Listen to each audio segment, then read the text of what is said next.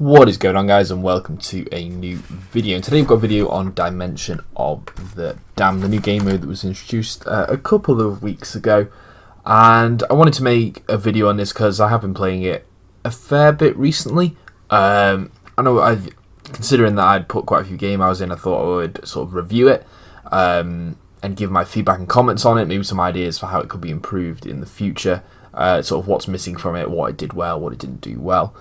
So in the background there'll just be some clips of me actually playing the game mode, and then there'll be some live commentary later on one of my points runs. And so I'll start off with the game mode itself. I like the idea of it, and I thought that it was implemented fairly well, but I think that there are a lot of things that could be done to it to make it a really, really fun and enjoyable game mode that'll get a lot more player interaction, because currently, or throughout it, there was quite a lot of low-level player levels within the actual servers themselves. You know, no more than like 100 players on the best server, which I think they could definitely increase with by making this game mode more fun. Now, I know it wasn't helped by the fact that there were issues at the start with balancing, and people didn't really give it a shot with those issues, I don't think. I only started playing after the balancing issues were fixed, when it was a little bit more balanced and a little bit more difficult, I think. Or they made it too easy, then too difficult, and then they made it like a reasonable level of difficulty. I think that's the general premise of what happened. And I sort of joined once all of that had happened, so I don't really know what effect that had, but I think that a lot of players were put off by that. And so, yeah, overall I think the game mode was good. I really like the survival aspect of it. Now, I noticed what a lot of people were doing were just camping around Falador, like suiciding to get points or whatever it was, and weren't really exploring the game mode to see what you could actually do out there. So I took a different approach, and actually thought about how I could make my own weapons and armor, sort of that real survival aspect of it, collecting my own supplies, upgrading my gear so that I could eventually go and try and do a points run, instead of just camping and killing the same things over and over again. So the approach I took was upgrading my tools first, because they gave you a tool belt, which meant that if you died, you didn't lose your tool belt. So I thought I would go for sort of upgrading my pickaxes first, so that I could eventually make my own rune gear. So I started off by exploring like Alcarid to get some addy ore and coal, and also in the wilderness.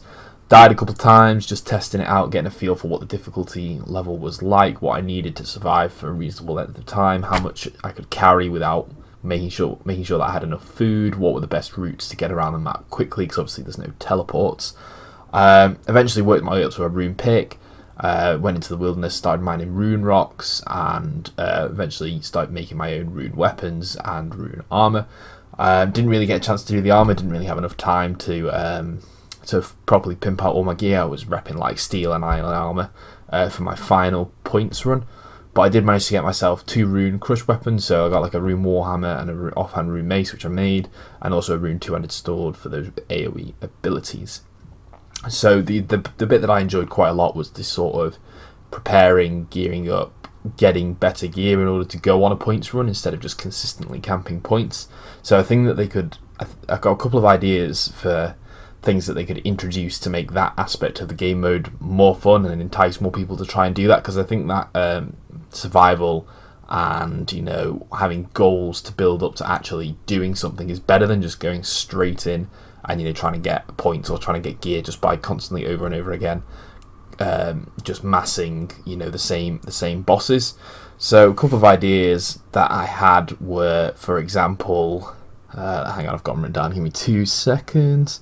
So, for example, like loot crate drops. So they had supply drops where they would spawn randomly around the map, and they didn't really give you... I did open like 3 or 4 of them, and they weren't really enough incentive to actually try and get there as quick as possible and unlock them, because all it really gave you was some food, some potions, or some some of the antidotes.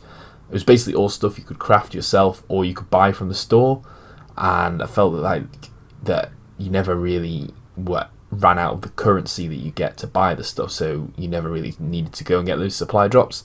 So instead of... I think they should keep the supply drops, but they should also add in loot crates, which have the chance to give you better gear and items, which I think would sort of entice more people to try and go and find those loot crates, which would be quite good. And like, if you get gear and items from these, It may not always be the best gear, but you could have sort of a rarer chance of getting maybe a members item that would be really, really helpful. So instead of like a tier 40 weapon, you'd have like a tier 50 or tier 60 weapon, but it's that rare chance of getting that entices people to go. And what you could also do is, when a loot crate does drop, you could swarm it with a horde of zombies, so you have to work together so that you can try and loot it, or something along those lines. Like, you know, you have to survive in the area for 5 minutes in order to unlock it. Just something that adds like mini challenges or something along those lines, just to make slightly different aspects of the game mode different and more fun, and actually give you a reason to go there. And one idea that I really like is like recipe drops from the zombies themselves. So at the moment they just drop the shrimps, the stuff you need to craft the antidotes, and you know, a bit of gear and weapons. But what I think would be really cool is if they dropped recipe drops, which you could then unlock items that you could use and benefit later on.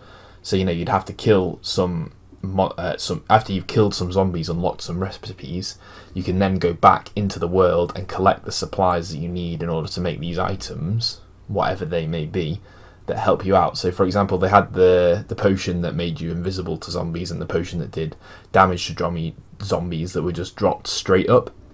I think it would be better if the recipes were dropped and then you had to go to specific areas in the world to like harvest a plant, or you know, get secondary ingredients to make that potion. And they could, with that sort of concept, they could introduce a lot more things that you could use within the gameplay, because that were like extra items as opposed to just weapons and gear. I think that would definitely add to the sort of survival aspect of it, and also making people explore the world more. Because even though what I wanted to do was try and, you know, use the world and try and use things within the world, I did find myself going to the same couple of places over and over again. Like once I'd got my routine good, I'd go to the Rune Rocks in the wilderness, and then I'd go to the Coal Rocks in the wilderness, and then I'd go back to Falador. So I sort of stayed in the same sort of 3 different areas and didn't really go and explore any other parts. But if they put in items that are useful in every single part, that'll give you that reason to go there, and they could just introduce so many different aspects around that would add variety and a reason for people to want to play. As far as like quality of life updates goes, it was a bit annoying having to accept every time you wanted to bank something. So I understand they could do it for like high value items that might cost you quite a lot of the corks to put in, but for stuff like shrimps and, you know, the collectible items that you get to craft stuff, I think that should just auto take the corks out of your supply and not ask you to confirm every single time. And yeah, I think another idea that I had would be to have like variable safe zones. So it was always just Falador, but if you could have an area where it was safe for like 10 minutes, and in those areas they could, for example, put some of the things you need to craft the recipes, so you'd have 10 minutes to get in, get what you needed, and get out. And they could obviously move those around the world, and you'd have to get there, get your stuff and get out. And they could say, you know, put a horde arrives straight afterwards and like make it a proper horde of zombies, like something that like you just wouldn't be able to survive if you were there. You know, it gives you that incentive and danger of doing it.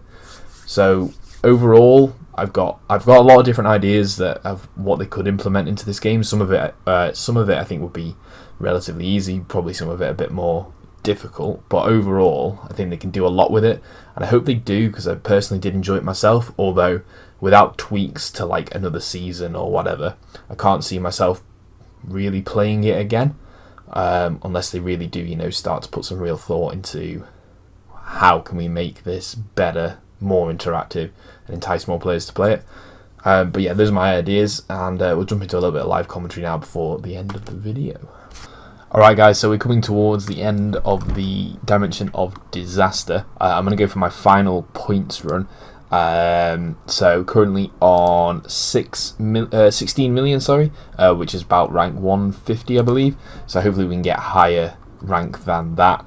I've got better weapons this time, so I've got Rune Warhammer and Rune Offhand Mace, as well as Rune Two-Handed Sword. I've got supplies here. I've got 4 of the Sanctifying Potions, which do like they basically one hit all of the lower level mobs. And leave them with 1 HP, and they hit up to like a maximum of 10k on the big bosses. So they're going to be hopefully pretty useful in racking up some quick points when there's hordes around me. And yeah, so hopefully just going to try and get as many points as possible. This will be my last points run. I've only done 3 so far, I think, or 2 so far. This will be my 3rd points run. So yeah, hopefully we can get on that top page, which would be really nice. Alright guys, and I just finished my final run there, 21.9 million points. Bit disappointing not to crack that 22 million. Not too bad. I think I definitely could have got higher with another couple runs, but unfortunately just not going to have the time to have a crack at those. But yeah, almost top page. I'll just jump over to the high scores now. This is a couple hours before it finishes, and we're here at rank 30. So not too bad overall. Definitely think I could have got that top page if I just had a little bit more time to have a few more tries. I felt like I got a little bit unlucky with the spawns of the monsters for that points run. But yeah, not too bad overall. Pretty happy with how I performed on that run. And yeah, that is probably going to be it for this video, I think, guys. I hope you guys have enjoyed sort of my thoughts and comments on the game mode itself. Post your ideas and whether you agree with me or not down in the comments. I'll be interested to see what ideas you guys have. And yeah, as I said, hope you guys enjoyed, and I'll be putting out a normal RuneScape video hopefully soon. I'll see you guys in the next one. Peace.